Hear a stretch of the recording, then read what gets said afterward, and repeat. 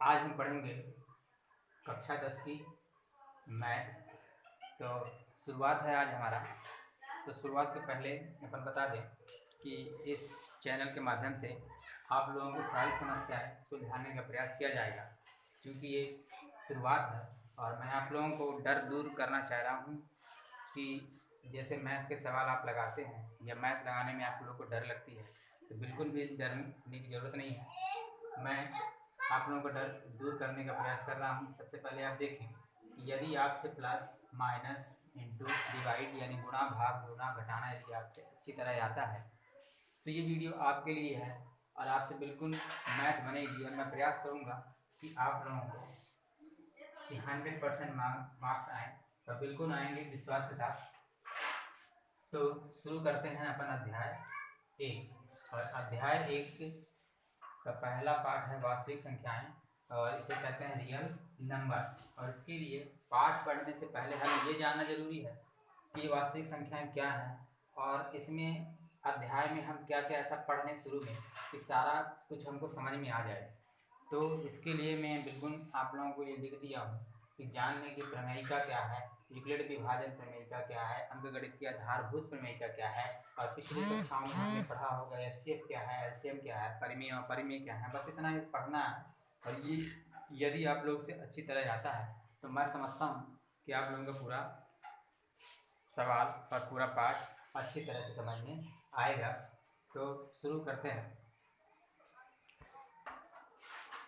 यह प्रमेयिका जो है यह सिद्ध किया हुआ कथन होता है और इसे दूसरे प्रमेय को सिद्ध करने के लिए प्रयोग में उपयोग किया जा सकता है, ये प्रयोग में लाया जा सकता है। और दूसरा पढ़ें अपन यूक्लिड विभाजन प्रमेयिका।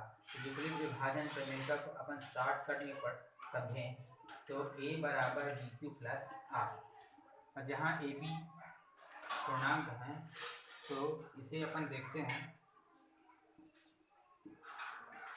भाज्य बराबर भाजक गुणे भागफल धन शेष। ये भी हम पिछली कक्षाओं में बिल्कुल पढ़ चुके हैं और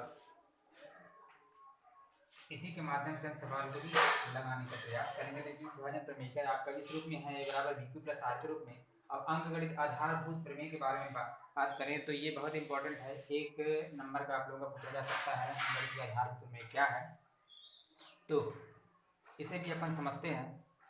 तो अंकगणित के आधारभूत प्रमेय क्या है? प्रत्येक भाज्य संख्याओं को अभाज्य संख्याओं के गुणनफल के रूप में व्यक्त किया जा सकता है और यह गुणनफल अभाज्य गुणनखंडों के आने वाले क्रम के बिना अद्वितीय होता है। और दूसरा है एचसीएफ। एचसीएफ यानी हाईएस्ट कॉमन फैक्टर यानी महत्तम समापवर्तक। और इसमें हम महत्तम समापवर्तक जो है यही निकालने वाले हैं सबसे पहले। तो महत्तम समापवर्तक अपन पिछली कक्षाओं में अच्छी तरह जान चुके हैं और लास्ट कॉमन फैक्टर यानी एलसीएम इसके बारे में भी अपन जान चुके हैं। तो इनके बारे में हम पहले से परिचित हैं। परिमेय संख्याओं के बारे में बात करें तो परिमेय संख्याएं ऐसी संख्याएं जो पी अपान क्यू के रूप में होती हैं उन्हें परिमेय संख्या कहा जाता है। लेकिन क्यू यानी डिनोमिनेटर हर जो है 0 के बराबर नहीं होना चाहिए। और अगला है अपरिमेय संख्याएं। तो वे संख्याएं जो पी अपान क्यू के रूप में नहीं होती हैं वो अपरिमेय संख्याएं कहलाती हैं। तो इस तरह से हमने महत्वपूर्ण तथ्य जाना। इनको अगर हम जान गए हैं तो निश्चित रूप से हमें अध्याय 1 अच्छी तरह से समझ में आएगा। और हम अब स्टार्ट करेंगे प्रश्नावली एक्सरसाइज।